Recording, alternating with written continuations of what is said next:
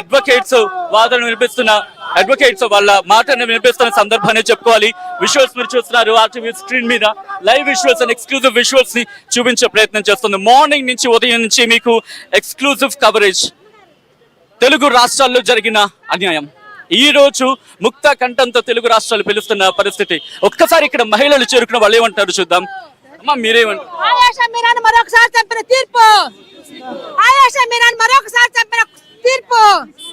We want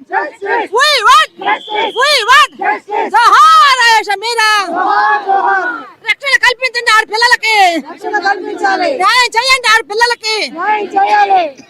20 సంవత్సరాలైన Ayesha మీరాకు అందని న్యాయం. సిగ్గు సిగ్గు. 20 సంవత్సరాలైన ఆయేషా మీరాకు అందని న్యాయం. జోహార్ ఆయేషా మీరా, జోహార్ ఆయేషా మీరా. అమ్మా మీరు ఒకసారి చెప్పే ప్రయత్నం చేయండి. ఈ రోజు అస్థికలు అందిన తర్వాత ఒకసారి విజువల్స్ చూపించే ప్రయత్నం చేద్దాం. కన్నీరు పెట్టుకుంటుందా తల్లి? అధికారులు సస్పెండ్ చేయాలి. ఎప్పుడు బయట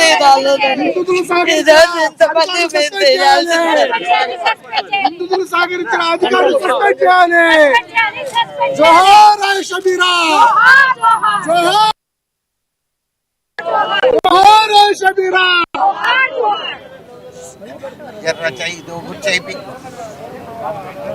కొంచెం బీపీ డౌన్. ఏనాడు మేము బయటికి రాలేదండి. ఈనాడు మా పాప బలైన సందర్భంగా బయటికి రావాల్సిన పరిస్థితి ఏర్పడిందండి. ఇద్దరం కూడా టీచర్స్ వృత్తిలో ఉన్నాము. అన్యాయంగా నా పాపని నేనే తీసుకెళ్ళి హాస్టల్ హాస్టల్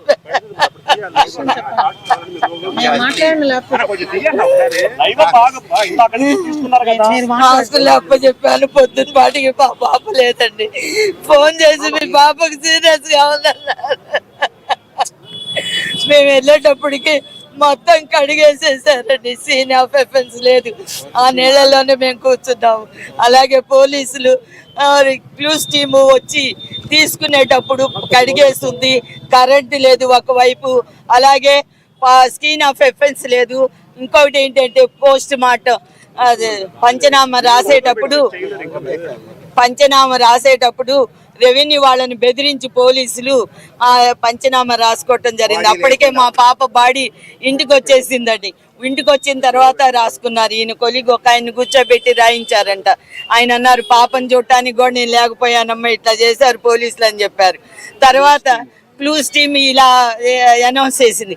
అలాగే సిట్టిని వేస్తే అప్పుడు చంద్రబాబు నాయుడు గారు ముఖ్యమంత్రిగా ఉన్నప్పుడు సిట్టిని వేశారు. సిట్టిని వేస్తే సిట్టులో సుబ్బారెడ్డి సూపరింటెండెంట్ సుబ్బారెడ్డి, ఆయన అసిస్టెంట్లు పద్మ కుమార్, వీళ్ళు పాప ప్రాపర్టీ మొత్తం కేసు విచారణ జరుగుతున్నప్పుడే పాప ప్రాపర్టీ మొత్తాన్ని కూడా స్పాయిల్ చేశారు. ఎక్కడన్నా ఒక కేసు ట్రయల్లో ఉంటే పాప ప్రాపర్టీని తగలేయటం ఎక్కడన్నా ఉందండి? వాళ్ళని పట్టుకొని అరెస్ట్ చేస్తే బెయిల్ మీద వచ్చారు. దానికి సంబంధించిన రిపోర్ట్ ఇంతవరకు ఇవ్వలేదు. అలాగే పోస్ట్ సివి వాళ్ళు మా ఇద్దరిని తీసుకెళ్లి 13 సంవత్సరాల తర్వాత మా ఇద్దరు నాయకులు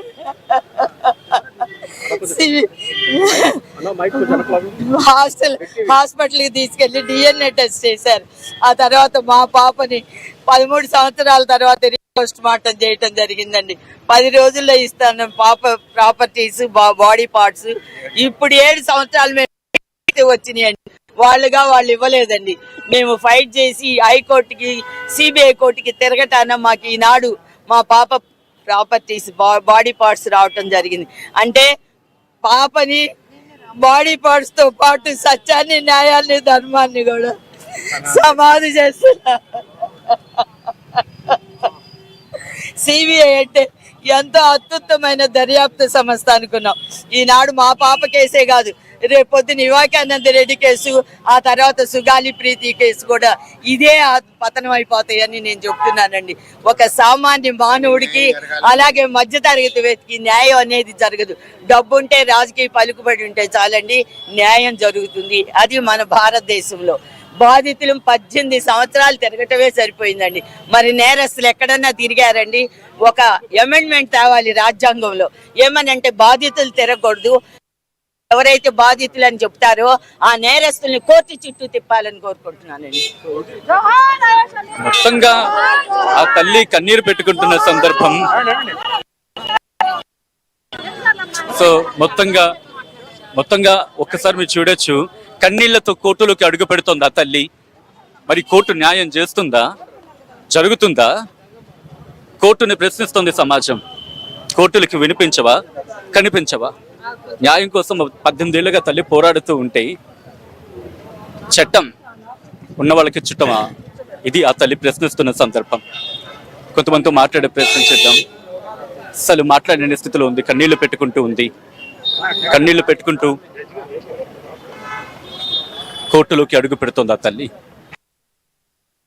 సంఘాలు పెద్ద ఎత్తున అక్కడికి చేరుకుని వాళ్ళ ఆందోళన వ్యక్తం చేస్తున్న సందర్భం. మరి కాసేపట్లో ఒక్కసారి మీరు చూడొచ్చు, వాళ్ళ ప్లకార్డులో క్లియర్ గా ఉంది అక్కడ ఏమని. ఆయేషా మేరీ తల్లిదండ్రులు అడిగింది తమ కూతుర్ని చంపిన హంతకులపై కేసు, కానీ వారికి ఆలస్యంగా ఇచ్చింది త్రవ్వి తీసిన వారి కూతురి శరీర అవశేషాలు.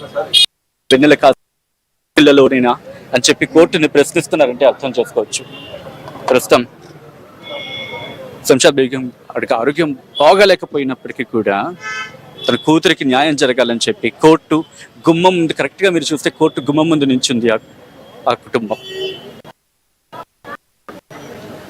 ఈ రోజు కూతురు అవశేషాలను ఖననం చేసే సందర్భం. బహుశా బ్రతికుండగా తల్లిదండ్రులు రాకుండా దుఃఖం అది.